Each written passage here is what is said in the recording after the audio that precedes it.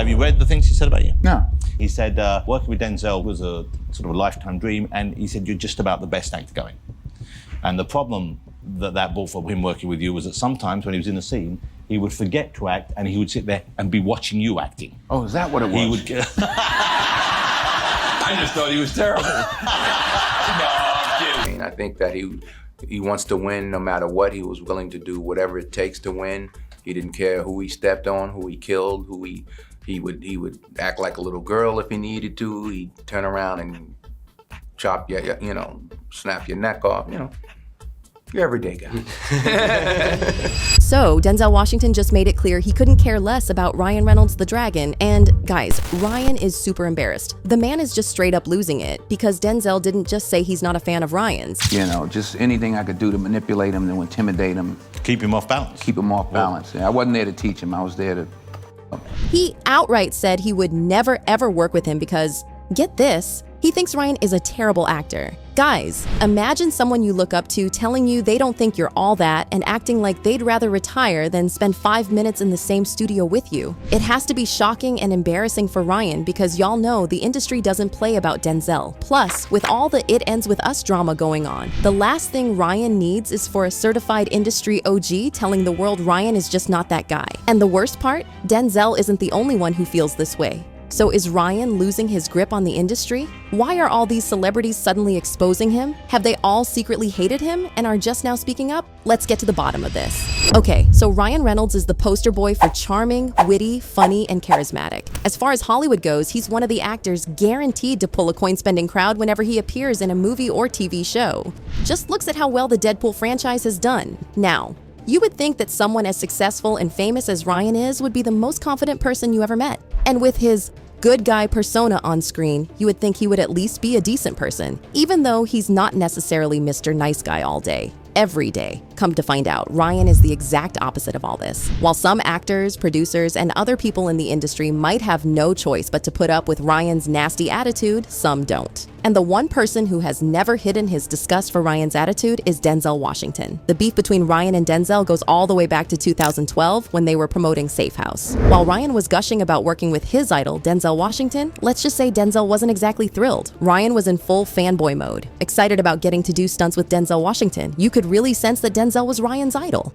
When you end up in a movie like that, when you find out that you're working with Ben Kingsley or you're working with Denzel, does that change your perspective going into something? Because obviously you did Safe House with Denzel. Yeah, Denzel is is slightly different because I've never seen an energy like that before. I mean, he's a guy that he can, with a blink, he can occupy every square inch of a room if he wants. And then just like that, he could vanish. However, Denzel was just not feeling all that great about working with Ryan. And y'all know when Denzel wants to cut somebody down, he does it without mercy. Denzel even got a black eye from Ryan while filming a fight scene in the movie. And Denzel recalled it being the first time he ever got a black eye. In fact, in the movie, he has a really an amazing fight. He gave me a black eye as well.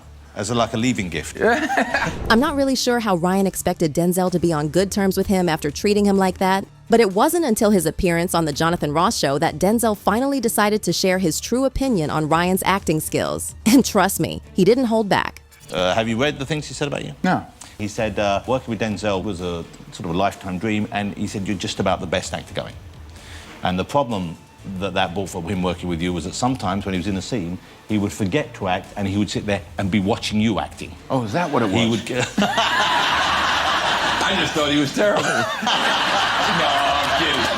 Guys, I don't really know how Denzel can deliver brutal lines like that with a straight face, but it looks like nobody else expected it either. I mean, just look at Tom Hardy and Keira Knightley's faces. You could even probably have chalked it up to Denzel's dry sense of humor if this was the only time he had said something like this. But no, it wasn't. When you see all the times Denzel has just straight up put Ryan on blast, you might even start wondering if Denzel just hates the guy. In another interview, the host asks Denzel about working with Ryan, and Denzel couldn't even be bothered to come up with the usual Hollywood platitudes. A little "Oh, he's a nice guy, good actor," would have gone a long way. Instead, Denzel just sits there in awkward silence, waiting for the interviewer to take the hint and move on to the next topic. Honestly, it would be funny if it wasn't so painfully awkward. Like, y'all know, these actors are trained in the art of giving false compliments. Don't like your co-star? No problem. Just flip through the Hollywood book of false praise and pick out 1 or 2 empty statements. But Denzel? Oh, he didn't take the easy way out. And the thing with Denzel is that if he doesn't like you, you'll know it. And if he does like you, he'll sing your praises to the heavens. We've seen the way he behaves with his actual friends in the industry, like Viola Davis, Chadwick Boseman, and Samuel L. Jackson. The man is not afraid to show his friends love openly and loudly. Samuel L. Jackson, where are you? Oh. Samuel L. Jackson. Nah, I'm not gonna do that. You can even feel the difference if Denzel doesn't really like someone, but respects them at least. But with Ryan, there's no sense of whether he likes him or respects him. There's nothing there at all. Now, you might chalk it up to Denzel just not feeling Ryan because their personalities don't match. You know, Ryan is all about being carefree and goofy, while Denzel can come across as intense and serious. But it's not that simple. In fact, there are many other big names in the industry who have dropped hints about how they really feel about Ryan. And believe me, it's not all roses and rainbows. See, Ryan has worked on some hit projects in his time. Everyone loves Deadpool. The sarcasm, the wit, the action, the drama. What's not to love? Plus, Ryan is a certified moneymaker, not just in the box office, but also in other ventures. Mint Mobile, Aviation Gin, and even a soccer team. He's booked and busy, that's for sure, and that definitely counts for something. But the real question is, does Hollywood respect Ryan? The answer might shock you. If you ask many Hollywood elites, they'll probably tell you that Ryan is, at best, a necessary evil. Take Quentin Tarantino, for example. Quentin is one of the most influential figures in Hollywood, and like it or not, he knows a lot about the inner workings of the industry. His word holds a lot of weight. So when he says he doesn't respect Ryan's work, best believe people are listening and taking notes. Quentin was once asked in an interview what he thought about Ryan's work, and let's just say he didn't have many good things to say. According to him, Ryan may be making smash hit after smash hit at the box office, but at the end of the day, his work lacks true substance. I don't know what any of those movies are. I've never seen them. Have you? I haven't ever talked to Ryan Reynolds' agents, but his agent is like, well, it cost $50 million. Well, good for him that he's making so much money, but those movies don't exist in the zeitgeist. It's almost like they don't even exist. Ouch. Speaking of people who don't respect Ryan Reynolds' career, we have to talk about the nasty ready Gerard Butler once gave Ryan during an interview. So here's what went down. The interviewer had asked Gerard to compare one of his 2009 movies, Gamer, to Ryan's action flick, Free Guy. And things got shady real fast. Gerard didn't even try to soften the blow. He just straight up admitted that he doesn't even watch Ryan's movies. And the way he said it was like he was insulted at the idea that someone would compare his work to Ryan's. But wait, it gets even worse. Y'all might have seen and loved Deadpool 2, but not many people know about the drama that went down behind the scenes.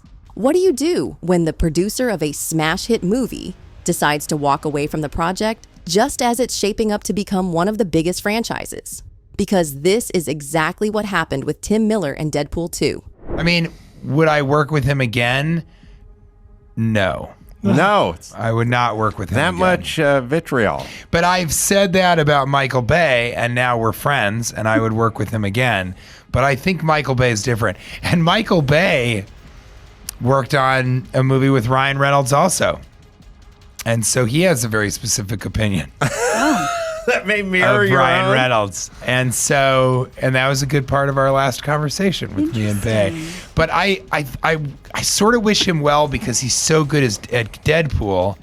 And I think it's weird that he hates me. See, the first Deadpool movie was super successful, and the second one was supposed to be bigger and better. But to everyone's shock, Tim Miller decided to walk away from the project right in the middle of it. And of course, it all comes back to Ryan Reynolds. Apparently, Ryan was doing way too much when it came to the creative direction of the movie. Obviously, he's the star of the show, so it was only natural for Fox to allow him to have some control over the creative process. However, Ryan was not okay with just having some control. He wanted to take the whole thing for himself and effectively push Tim Miller to the back seat. It became clear that Ryan wanted to be in control of the franchise, Tim said. You can work that way as a director quite successfully, but I can't. I don't mind having a debate, but if I can't win, I don't want to play. And I don't think you can negotiate every creative decision. There's too many to make.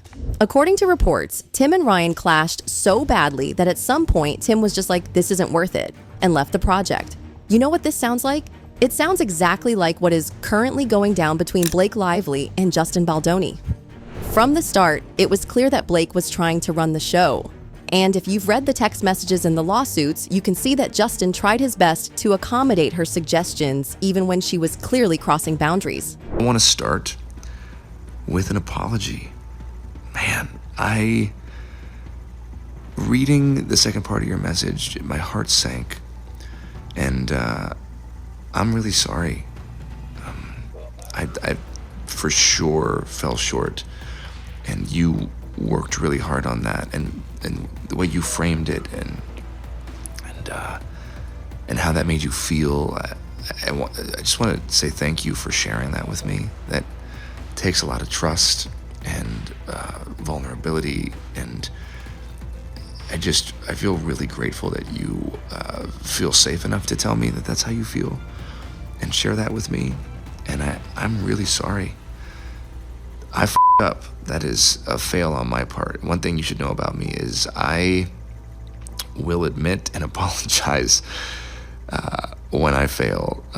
I am far from perfect. I am a very flawed man, as my wife will attest. And and I'm gonna f*** up. I'm gonna say the wrong thing. I mean, how many directors would take it if their star actress edited the movie script without their consent and then tried to guilt trip them into accepting their changes? And it wasn't just little touch-ups here and there. Blake was literally rewriting some of the most important parts of the movie. Remember the iconic rooftop scene?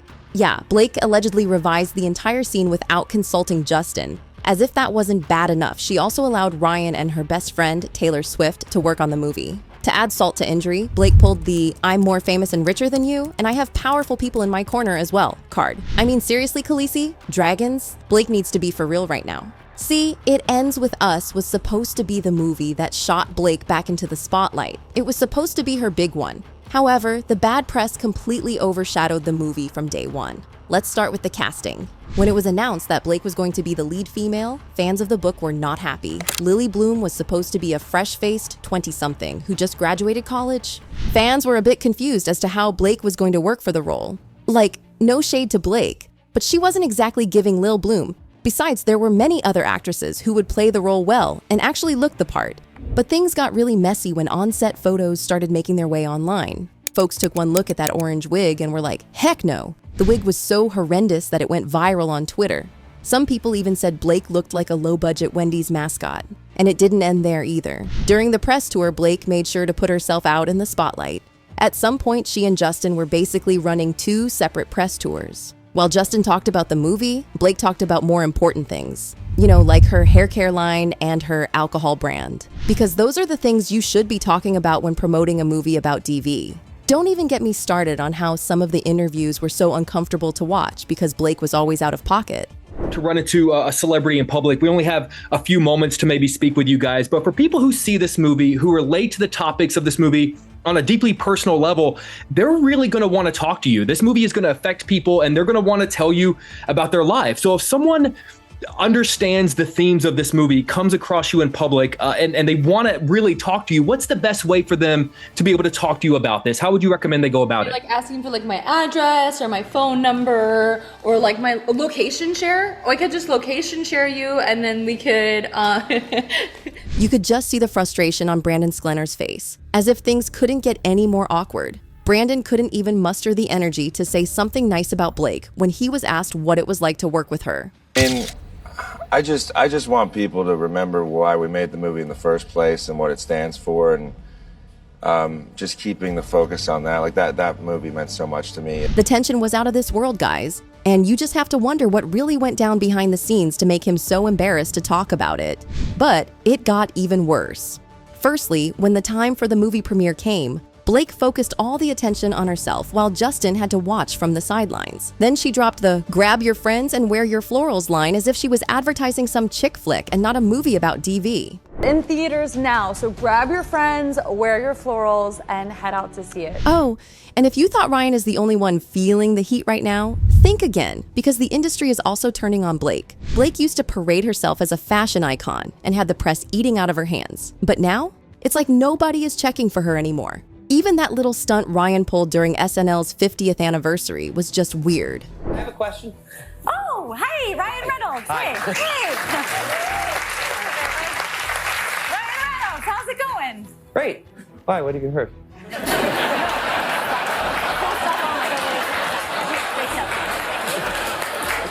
The celebrities there did not find it funny, and after the event, it was rumored that many A-listers were distancing themselves from Blake and Ryan. Whatever hold Ryan and Blake had over the industry, it looks like it is fading fast. But do you think this has anything to do with the It Ends With Us scandal? Or do you think it's because people are fed up with them? And what are your thoughts on Denzel roasting Ryan? Sound off in the comments below and stick around for more videos like this.